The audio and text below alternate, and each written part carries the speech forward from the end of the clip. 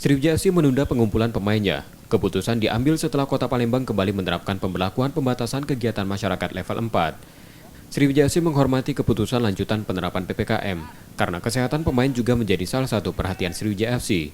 Manajemen Sriwijaya FC baru kembali menentukan nasib tim awal Agustus nanti, sambil menunggu jadwal resmi kompetisi Liga 2 2021. Insya Allah tanggal 2 akan kita umumkan kembali kapan pemain Sriwijaya FC akan kembali latihan.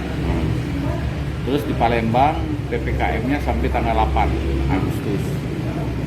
Tentu ini akan menjadi pertimbangan kita. Sembari juga nanti kalau awal Agustus ada perkembangan dari Liga bahwa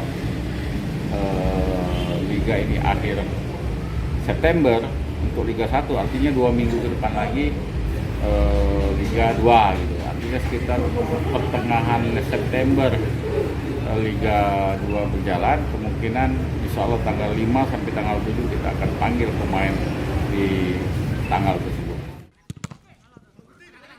Sebelumnya setelah Hari Raya Idul Adha, manajemen Sriwijaya FC akan mengumpulkan pemainnya 26 Juli 2021. Nur Muhammad, Kompas TV, Palembang, Sumatera Selatan.